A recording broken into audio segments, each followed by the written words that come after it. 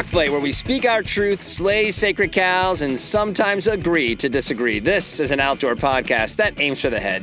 I'm Colin True, and joining me today, he's got on his magic shoes and he is running. It's Forrest Hausman. Oh, yeah. You're running again. Thank you. Yeah, I sure am. yeah. That social media, I always forget that other people can see that. You know, isn't that weird? Wait, that's not just my personal photo album? Yeah, so I posted a little thing about me getting back into trail running, which has been, it's been fun, you know? Like, I haven't hurt myself. Trail running's fun. I haven't hurt myself. I haven't, you know, I'm sure at some point my knees will start barking, but they haven't yet. And I live in like a trail running paradise. Oh, you know why? Yeah. Well, this isn't exactly why. I'd already been getting back into it, but last weekend, this is so funny to me. Last weekend, it was like Sunday. I'm like, it's beautiful. I'm gonna go for a quick hike. I had like an hour. And there's lots of waterfalls around here, but there's a particularly huge one that I usually just ride past on a bike, and I'm like, I'll walk down to it and just kind of chill there for a little bit. And so I'm doing that, and I'm wearing my hook. I'm wearing the hook as I took a picture of, but I'm just walking in them, and like I see like a couple trail runners coming towards me, and I didn't really think much of it. And then I see a couple more, and then I realize they're wearing numbers, and I'm like, oh god damn it! And like it's like some like huge like trail running race, and I'm just like walking in my hokas, and there's all these like total badasses on this for this race. And like my next door neighbor was a cross country runner at Georgetown, like literally an All-American, and he was competing in the race, but like a different part of it like the next day. But I didn't realize that was happening that day, and so I'm just like, I don't know, it was so like sheepishly walking by, you know. But man, I watched him like run up this fire road that is so insanely steep that I've had to walk an e-bike up it before, and I'm just like, God, they're just gonna run all the way to the top of that. These people are incredible.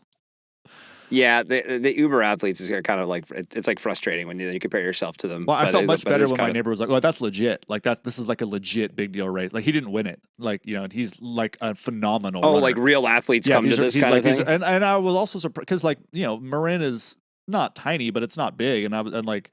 It's nothing like going to somewhere like in Utah or Colorado where the most of the town is like this, like a super outdoorsy person. And I'm like, I didn't recognize anybody, and usually you kind of would. And I was just like, these people are coming from a long ways away. Today we're going to be going through some headlines that come out of the outdoor industry and community, but we made it to Friday, which means we made it to the weekend, which means it's time for America's favorite podcast segment. What is Justin doing this weekend? Presented by Long Weekend Coffee. Really amping up the intro into the guitar, you know? Sounds good. So, Justin, America wants to know, what are you doing this weekend? Well, this is a particularly outdoorsy weekend for me because I'm going to be watching other people do things outdoors. Colin, it's spring training baseball time. It certainly is. And I'm getting my money's worth out of that MLB.TV, $200 a year I pay just to watch the Dodgers break my heart every year. But yeah, it hasn't stopped. It hasn't. No. Whoa. No, there's no Dodger lament. You cannot at this point have any sort of heartbreak. You won the offseason by miles. Like no one even came close. Yeah, but you all. It's like yeah, true. But like maybe that'll be the thing that pushes them over. I don't know. Honestly, I just say that I don't ultimately really care at this point. It's like I don't really get that disappointed. It's just I just like having baseball on every day. Yeah, but that's a good point. But it is still raining. We had a break of like a week, and the entire town went nuts. And like, there's probably gonna be a little mini baby boom like in Marin because it was just like everybody's in skirts and just like no shirts and just like partying. It was amazing. But we all are building our arcs now because it won't stop raining. And so this weekend, you know what? I can't fight it. What am I gonna do? I've done all the rain hikes I can do. I can't. Sadly, around here, you can't like paddle in the creeks or anything because we're trying to. Rightfully so, we're trying to bring the coho back, and you can't really like touch the creeks. Otherwise, I'd be like trying to like get weird on my alpaca pack raft and just like get a wetsuit on and just be like, let's bomb this thing, you know. But you can't, and so I'm just gonna be inside watching baseball. You know, that's gonna be my weekend. Well, what Justin is doing this weekend is presented by Long Weekend Coffee. Every day, every weekend, and every adventure starts with Long Weekend Coffee, and you can get 10% off of your first batch by heading to longweekend.coffee and entering promo code ROCK10 at checkout. Long Weekend Coffee, more weekend, please. Before we get into headlines, I did want to ask you, because there's been a lot going on in the industry, trade publications and everything about PFAS, because California passed a law regarding minimum levels of PFAS in apparel. I did some research on that. It's like Minimum, 100 parts per. Oh, so they can have some. I thought it was like completely. Yeah. Okay. There's a minimum. It's like 100 parts per million that is acceptable. I'm not a scientist. I have no frame of reference for what that is exactly. I actually went looking around to see like what is currently out there and couldn't find like a specific number. But bottom line is, if you want to sell stuff in California, which is the 5th largest economy in the world, you have to have a certain number. You can't exceed a certain level of PFAS in your textiles or apparel. Have you seen anything about how that's going to be regulated? Like, are they going to check your jackets at a machine? That's a good point. I'm sure there will be some sort of. I mean, they look for fruit in your car when you're driving to the state. I'm sure they'll figure it out, right? Yeah, I have no idea how that works. Yeah. Anyway. Well, I just want to ask you, what are you going to do anything about PFAS in your life personally? No. Because we talked about this before we hit record. I think I get it sounds like it's a worthy initiative. If you go back and learn about what PFAS are and what they can do, not good stuff. Probably a colossal mistake on our part. Sure. In hindsight, right? I'm sure at the time it seemed like this revolutionary thing. How could it be bad? Anything plastic, the same. Same thing. Right. Well, maybe not like hospital stuff, I guess, for plastic. That may be the one area. Yeah, but I mean, opening that door, period, was probably not something we should have done. Right. But we didn't know, and here we are. Glass is pretty cool. Yeah. Can't we just have glass bottles? But that's kind of why. It's like, okay, I don't know. I've covered like, I don't know if it's considered a PFAS, but whatever like flame retardant materials are intense. That a couple years ago was kind of a thing where like Mountain Hardware came out with one that doesn't have it. I think Nemo is about to do a bunch, or maybe they've made one or two that doesn't either. And it's like, if you read the science, the chemicals are really, really bad for you. But it's pretty difficult to parse like how much time you have to spend in the tent to really have that be an effect. But like, right. I guess at the end of the day, isn't that the case with like literally everything in the modern world? I mean, you probably shouldn't touch a lot of the things that we touch as much as we do. I mean, it's tough. I don't know. I don't know where you. I mean, I live in a place where there's probably plenty of people who sew their own clothes and like get water from creeks and stuff like that, because there's a lot of like older hippies here. And maybe they're right. Maybe they've been right the whole time. I don't know. I just don't know what else I'm supposed to do about things anymore. I'm not going to go buy. I mean, I don't really have to. I'm sure we'll get some PFAS-free jackets pretty soon to wear, and I'm sure they'll be great, I guess. But if I had to buy it myself, I don't think I would like. I'm not going to get rid of my PFAS jackets and go buy PFAS-free stuff. That's kind of the point I want to make. It's not to say that this isn't a worthy initiative. Clearly totally. It is. If you learn about PFAS, and it does, there's definitely levels of they knew for a long time before anybody decided to do anything. Yeah. All of the stuff that typically follows these kinds of things exists. And if you go to communities where it's in the air and it's consumed in high quantities, there's real repercussions to people from these chemicals.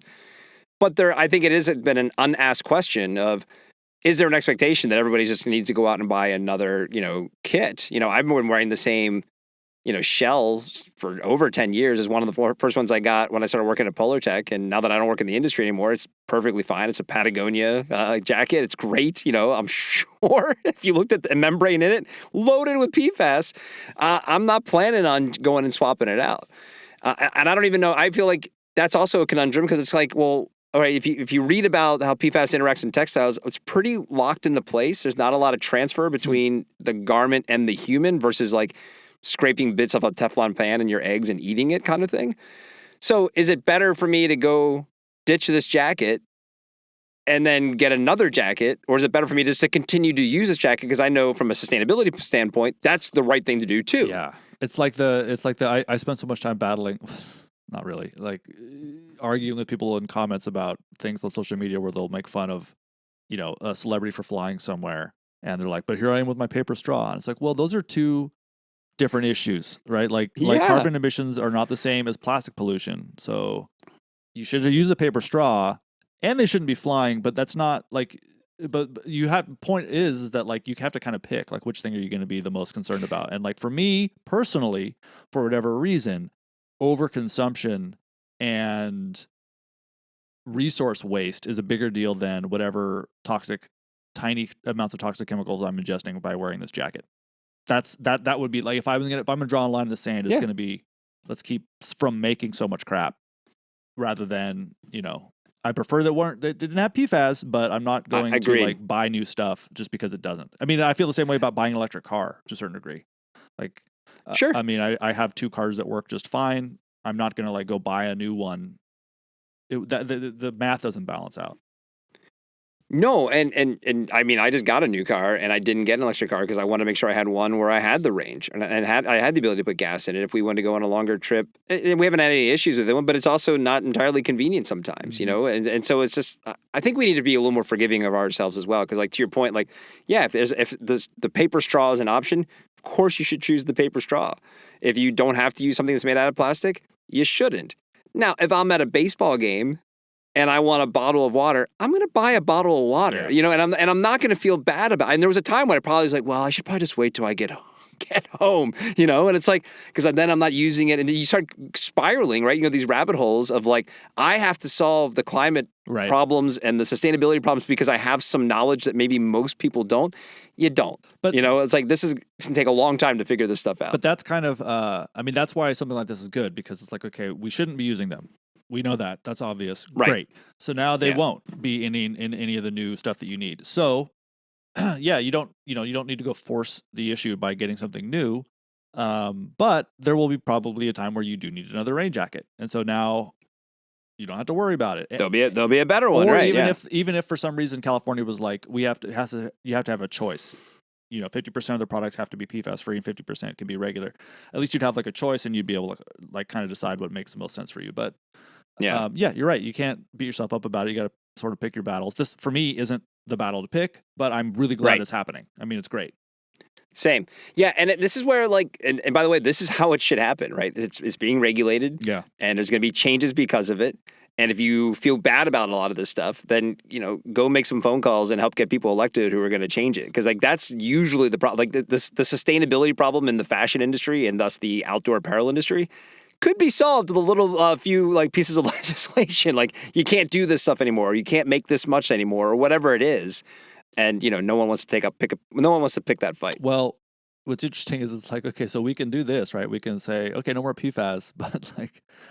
Obviously, that's not that disruptive. I mean, it's disruptive if you work for an apparel maker. I'm sure people will lose jobs over this for various reasons. Gore is not stoked, right? And like, but like largely speaking, it's not like the most disruptive thing in the world to regular life. But it's like, okay, is this really is this the thing that we should be? Why can't we just regulate that all cars get 100 miles to the gallon? Like, why is it? Yeah, like totally. I mean, is this all right? Yeah, we can do this, but. Is that really going to matter that much? I mean, we're all going to be choking to death and, in an overheated world in 5 minutes. Like, does it matter that we don't have forever chemicals? Like, I don't know. No, and I don't mean to be reductive, I guess, to like anybody who really worked on this issue and the good work they probably did. But it's like, I don't know. I'm 48. You know how much PFAS I have in my body? Oh, like I'm probably a third PFAS. At this we all are. I mean, good Lord, yeah. man. There's going to be more plastic than fish in the oceans in like 20 years. I'm sure you've heard that before. Yeah. And I'm never right, exactly. And I'm never gonna not be. Like neither are you. Like you and I that ship has sailed. Like our kids are screwed. Your youngest one's 2. Yeah, she's already full up on PFAS. You can guaranteed. Sort of see it, crawling around in her a little bit behind the eyes. Daddy, can I get some more PFAS? She's, sure, honey. Yeah. Just take out a jar, start scooping it on. I remember the videos that I don't know why they made us watch this other than like, hey, aren't you glad that we don't do this anymore? But like in school, you'd see like the old footage of them like driving the trucks and just blasting entire neighborhoods with DDT and kids just jumping around in it. Yes. You know what?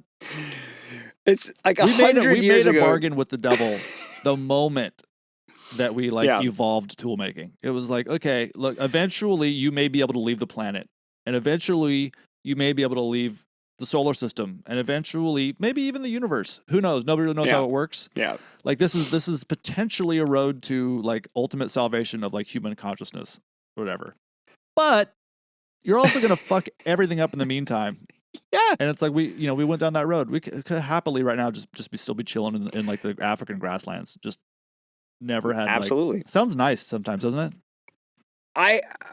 Yeah, it sounds great. But anyway, I don't know. I just think it's an interesting thing. I mean, obviously it's going to dominate the sort of outdoor news cycle probably for a good amount of time coming up here. So I don't know. If anybody has any solutions to this or any ideas of if they're planning on replacing everything, I'm curious. So myrockfight@gmail.com is to send it in. I'm definitely interested in what you're planning on doing personally for the PFAS, problem. Otherwise, it might just be a lot of headlines. Yep. So. Yep. All right, well, let's get into some news headlines. So speaking of headlines, I got a story that I found on explorersweb.com this week about 3 tiny moons that were found orbiting Uranus. Is it Uranus or Uranus? How are you supposed to say it? It's Uranus. It's Uranus and Neptune. Shit, okay. I don't know, actually. I think I grew up saying Uranus, but then I think they changed that because, it sounds funny. Anyway, astronomers have discovered 3 tiny moons, one that orbits Uranus and 2 that orbit Neptune. The objects were incredibly hard to spot because they're 8 kilometers wide and they're 2.6 billion kilometers away. Wait, how wide? 8? 8 kilometers. Okay. And so they were discovered by, they're moons, but I guess in the most academic sense of them being moons, right? So, because they orbit around these planets. And they were discovered by the telescopes in Chile and Hawaii. So again, Sweet. Hawaii, undefeated. Yeah. Go Hawaii. I'm honestly just bringing this up kind of off maybe the back of our PFAS conversation, because with all the dumb stuff that dominates our lives in the news and whatnot, can we just pause and recognize the absolute insanely amazing shit that we are capable of? Yeah. That's incredible. Yeah. There's a guy in a freaking telescope in Chile being like, oh yeah, you see that? There's a part of me that at a certain point doesn't believe it. It could be completely made up, and I'd be like, wow. Or it's not, it's not, it's real. But there's a part of me that's like, do they really know? Because it's not like they see it. Yeah, but they do. If you read the article, they talk about how they have to filter out the background light, and there's this whole scientific method that then proves that yes, that is a thing that is in orbit of Neptune. It's amazing. Yeah, it is pretty shocking that we. This is where it's like, hey, kudos to humans. Good for us. That's amazing. I agree. We deserve a pat on the back for that. But also, there are some times where you kind of want there to be some sort of governing authority that can be like, that's great. That's really cool. Who isn't wowed by that? It's beautiful. Right. It's romantic. The universe is this, wow. Anyway, can you please fix the fucking problems with the carbon emissions? Can you work on cold fusion, please? At a certain point, what is the point of knowing that? I guess. Well, especially these scientists, right? We just sent a lunar lander to the moon. I mean, it broke upon landing, but it's still cool as hell to me that we sent something up there again. We're able to do these things. And I saw a Neil deGrasse Tyson YouTube thing where he's talking about how the theory of relativity comes into play just with higher orbit satellites. Have you seen that bit? Yeah, no, but I know that.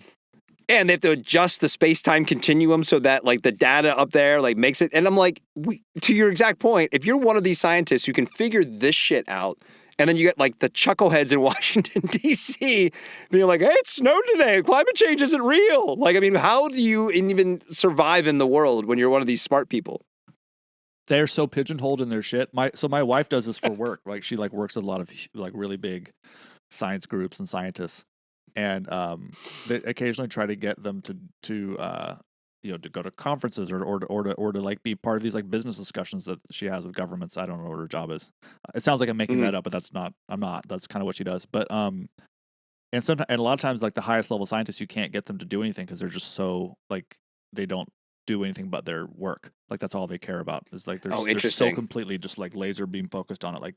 You wouldn't want to talk to them anyway, and they're not going to leave because it's who's going to look for the asteroid around Neptune if they're not doing it or whatever. So interesting. They can't be bothered with the cold fusion. So we lose again. Here, I'm trying to have a positive story. Sorry. We lose again. That's awesome. There's so much shit. I mean, I love cool. that. How anytime I'm feeling particularly bummed about anything, I just take a step back and you're we're on a rock hurtling through space, and all of a sudden you get a lot of perspective. Okay, so speaking of celestial things. Do you care about the total eclipse coming next month? Not really. Are you gonna go travel for it? Do you think I should? I don't know. I kind of do maybe. We were in Montana for the last one, and we weren't in the total path of totality, but we were pretty close to it.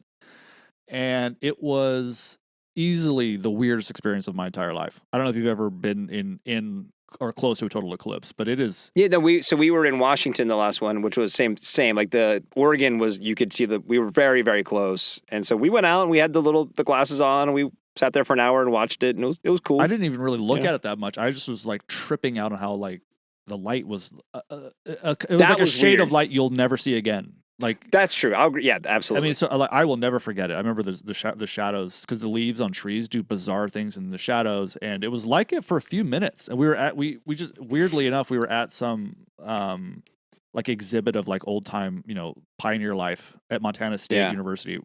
I don't remember why we went there. We were in Montana we always go there to go ride horses, but we must have gone to the university because we knew they were doing something for the eclipse. But like I was wandering around this like old barn, like untouched since like 1905 while this is happening, and it made it even more surreal. But we were at like a science museum recently, and they were talking about we meaning my family, and they were talking about the coming eclipse and like where you can see it and how special it is to be there for like the full path of totality where the sun is completely blocked. And I was just like, well, shit. Maybe we should. We're not going to. It's next month. We don't have time. How far away is it from us? Pretty far. You have to go to at least to like sweeps like Maine, like heading out toward like the Great Lakes and like down south.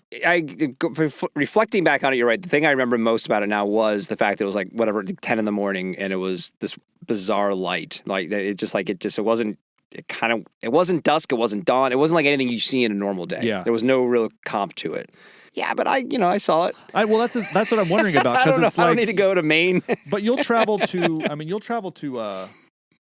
like go look at an amazing mountain. Like we'll go. You'll go out of your way to see some pretty spectacular natural phenomena. I'm always that's true. Finding it interesting that space and adventure and like the outdoor worlds aren't more intimately connected. Well, that's why I added the moon thing. Yeah. I saw them like that's cool. Yeah. Like that's something. You're right. It's discovery, right? And it is adventure in its own way. Yeah. And like I don't know. It's seeing the natural world in a way that you wouldn't otherwise, and that like, theoretically should like radically expand your understanding and appreciation of the natural world. So. Maybe it wasn't the light for the eclipse when you're in Montana. It was all that PCP you were doing. It could have been. Yeah, could have been. Probably was. That's why we were at that weird. I don't think there was barn. an eclipse that day. It wasn't actually an exhibit at all. That was just like some old ramshackle barn in the middle of nowhere. It's like why is the sun black?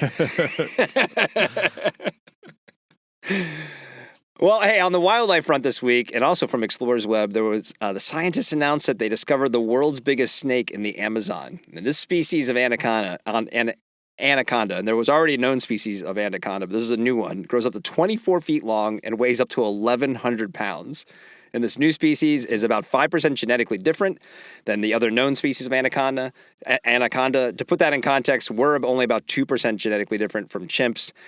I don't really have much to say other than it's kind of like equal parts was super exciting. Like, oh, that's really cool. And then also you see the pictures of an anaconda snake, and it's like the most terrifying thing that I think exists on the planet Earth. I'm not even afraid of snakes, but they're just like a 24-foot long snake. That's more than 2 basketball hoops high. So I read this too, and interestingly enough, the thing that freaked me out the most was that 5% genetic difference is huge. Like we're only like 2% different than a chimp, and I'm like, these little snakes look the fucking same. Like, what do you mean? Like, we don't look that much like chimps, right? I mean, it's like you can see it. Okay, I see. Sure, there obviously there's some relation, but like if you put these two snakes, one of them would be a little bit longer than the other one, and that's more different. How? It doesn't have arms.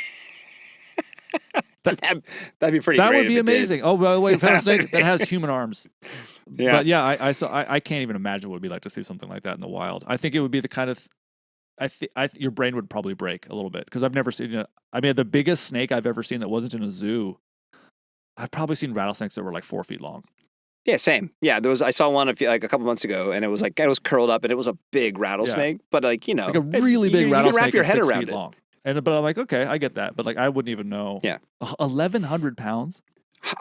That's what I mean. Like, this is Jurassic Park shit. This is wild to be near something like that could kill you so easily and gruesomely. Right. Although maybe, would you rather be constricted to death by an anaconda or like eaten by like a bear? Yeah, I was about to say mauled by like a grizzly. Probably the anaconda.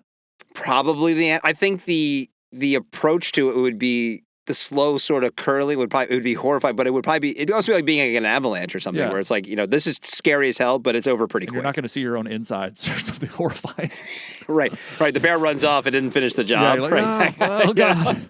Yeah, well, I'm never gonna be the same again. Yeah, I mean, they do get people sometimes, apparently. But wow, that's a big. It's that's a big different snake, level man. though of scary, right? Versus the other animals we've talked about between like sharks and mountain lions and stuff. They're all scary in their own way. But I think just like you said, your brain breaks thinking about seeing a 24-foot long snake. You know, That's why I don't go to South America. Like, I have no interest in going to. I don't even know that's where they are, right? yeah, Amazon. No way, man. I'm so scared of the Amazon. Like, I'll read stories about people that just just paddle the whole thing. Like, we've covered these sorts of people at Adventure Journal. I'm just like, are you out of your mind? Like, like, my God, that's the scariest place in the world to me. The Amazon. Really? Oh yeah. Just like, you can't get in the water because there's weird like fish and like parasites and like weird shit like that. There's poisonous things everywhere. You're gonna get 900 different kinds of diseases. The world's 2 biggest snakes. Yeah. 24 feet, baby. Not interested. Snakes too. Like if I see a rattlesnake, I usually get kind of excited, or even like a Totally. little black snake or garter snake. I think snakes are super cool. Awesome, love them. And if I saw this, I think you said it would break my brain. I cannot. This is not real. Like if you saw, like a person that was like 10 feet tall, you'd be like, "What the fuck?" And you're just like, like that's not natural. Yeah.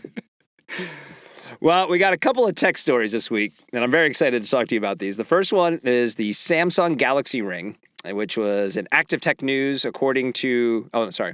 So according to CNBC this week, Samsung debuted their new Galaxy Ring, a new wearable that has, quote, health tracking features, including heart and sleep monitoring, and also giving users a score for the readiness of their day.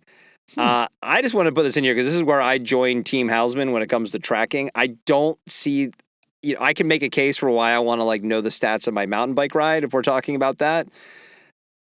Who's going to feel better? Who's going to like want to be such a slave to their readiness score? Yeah, what are you supposed to do what if it's about bad? it? Yeah, exactly. Yeah. Go back to sleep?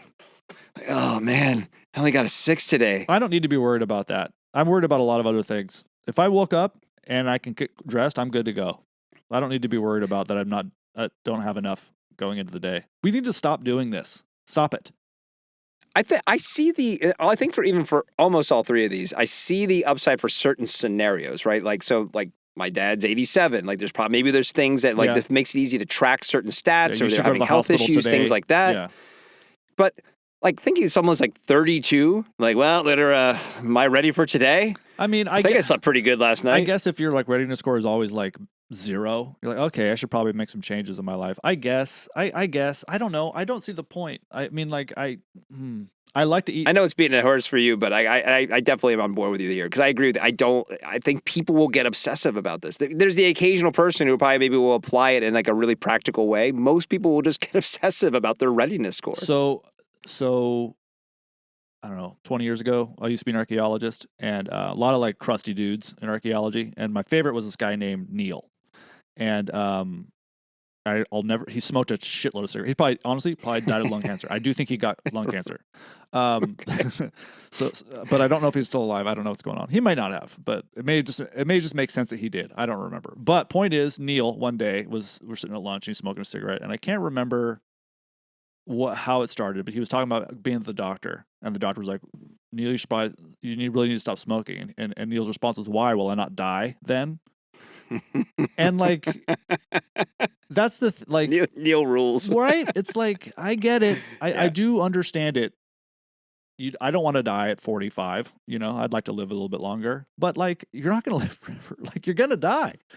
Yeah. And like, I don't know what the point of optimizing all your shit is. You spend so much time worrying about that kind of thing. It's just like, just go about your life. I appreciate the acceptance of it. The problem is the person who smokes every day. The doctor says you should quit, and then they're like, well, how can I get to what you want me to be like without actually having to quit? Well, sure. That's like there's the problem. Like for Neil, if he's just like, no, I've accepted this. Yeah, I'm good. I prefer smoking cigarettes. Like, all right, great. Yeah. I mean, like that's okay. Like I made that. I mean, we all do that with a little bit with everything, right? Like totally. Otherwise, God, what a horrible life it would be if you could never like engage any vice because you wanted to live to be a little bit more fit when you're 90. I mean, what's even the fucking point? The world's most healthy 90-year-old is still 90. So like, it doesn't matter. It's like Samsung is like, oh, we have this technology. Here's another thing that people don't own yet. So you're going to have a watch and a ring and a phone. What's next? Right. Bracelet. Yeah. Necklace. I mean, people will. Cock ring. People are going to have them. Like, okay. At least it's not obnoxious. It's just a ring. Way to tech comes for the sex toy market. That's what we have to worry about. Your orgasm was not quite as intense Right? as the last three. Oh, I'm you sure had. that's a thing. I would guarantee that's a thing. There's got to be measuring an app. Has to be. your climax. Could be having better sex. You fucking idiot. Buy this shit. Fuck. Your readiness score isn't ready for you to engage in foreplay yet. It's a Black. Sorry, honey, it's I a can't. Black Mirror episode. This is a Black Mirror episode. This would be a good Black Mirror episode, actually. Be a lot of naked people in it, which I'm on board with. All right, so well, the next one to that exact point, though, right? Is it's so there was an announcement. It was in or coverage in Athletic. So it's athlete Technology. but tech. Okay. Okay. Yeah. This is something you're going to subscribe to clearly after we're hearing this story. Athleticnews.com. So Apple is planning a smart ring of its own. Of course they are. But they're also, this is interesting. They're developing a hydration tracking feature for the Apple Watch. And they recently filed a patent for a, quote, device with the perspiration measuring capabilities. Okay. And so there's two schools of thought here. Back to the one we were just talking about, the Samsung one. I could see, my kids don't go anywhere without their Hydro Flasks anymore. It's they're almost too obsessed with having, you and I didn't have any water at all growing up, right? And now they can't go anywhere without their Stanley or Hydro Flask. But if you're out, if you're backpacking, that kind of thing, or if you're in the desert, you're in a place, or again, you're old, whatever, that's kind of an interesting bit of tech, I would have to say. Is it? No. I mean, is it though? It's okay, I'm thirsty. Your body already does it. But don't you have that's true. I mean, it does it already. We've evolved that. We already have that. Give me something else. But there's times when you get overly dehydrated, probably, right? Yeah, you're really fucking you're thirsty at that point, aren't you? I mean, I know that we don't drink enough water or whatever, but I've also read a lot of stuff that's just drink when you're thirsty. You don't need to drink a gallon of water a day. Tom Brady's an idiot or whatever. It's fine. Right. I mean, think about all you have to do is go back to how we evolved. People weren't drinking water all day. Oh, I knew these were going to be good ones. And the last one, this is easily the craziest one to me. The last thing in fitness tech news, over on AndroidCentral.com this week, it was reported that Strava has partnered with Fi dog collars, that's F-I, who makes smart dog collars to bring your dog's fitness... I can't even say it. Bring your dog's fitness stats into Strava. Mm-hmm. When you use this, your dog's stats will be visible in your Strava's activity summary. It's your dog's stats. This isn't the stats while it isn't marking the activity as walking the dog. Your dog is going to have its own stats. Mm-hmm. And there's a quote that said, the Strava and Fi integration will let the smart collar automatically upload walk data to the app. As soon as you finish a Strava activity, Fi will also share your dog's step count, and append it to the same activity, including a leaderboard rank for how its step count compares to other dogs' counts worldwide. This is going to cost you $19 a month. It also has a GPS tracking for your dog, which I see some value there if your dog runs away or something like that. Yeah, this is what are we doing? What are we? There's going to be so many people who are going to be so stoked to have their dog's stats on Strava. Yeah, there's got to be famous dogs because of it, probably. I didn't even think of Does that. anybody ask the dogs? That's a really good point. I mean, do they want that? I think you and I are pretty smart guys. I don't know if we ever could have predicted this one, which feels now really obvious that we should have. Super obvious. Walking my dog. If there's a day when I don't want to do much, I still got a couple mile walk with the dog. It's great. I walk 2 miles. It really is a great excuse to get out and get active for people. I never once would have thought that I should have stats for my dog. Unbelievable. Do we know what's good and bad? I mean, again, about to find out. We are offloading things that we already kind of know. If you haven't taken your dog for a walk, your dog's getting fat. You don't need the software. How do we combine the thirst app with the dog so the dogs know when to drink? What are we doing with this information, Colin? We're going to optimize our dog's health. Okay. Now what?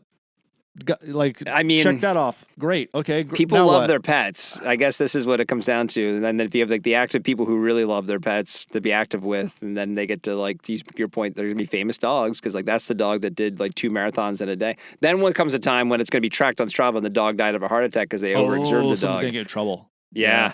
Yep, that's for sure going to happen. Have at it, folks. Have at it. Yep. Track your dog, track everything. And then we'll have finally done it. We'll have finally answered all the problems, answered all the questions. I still stand by it's good to track your bike rides. Yeah. Because I want to know how many feet I climb. Yeah. All right. You know what? That sounds fine now at this point, actually, after thinking about like sounds the pretty ring benign, and like doesn't the it? It's like, yeah, that actually makes a lot of sense. All right, man. Well, we can wrap it up there. What's going on? So you got AJ's coming up. When's AJ ship? When's the next episode? When's the next issue ship? It should be soon. I mean, it's probably already shipping, actually. We're just I was just putting the new issue on the website a couple days ago. So it probably is, but that hasn't clicked over to live yet. So like you can't buy the new one on the website yet, but it should be any day. All right, well, hey, last thing for you listening to this podcast. This was a labor of love to create for you, so thank you for listening. And we want to ask, do you have a friend or a loved one who likes to go outside? How about sharing the show with them?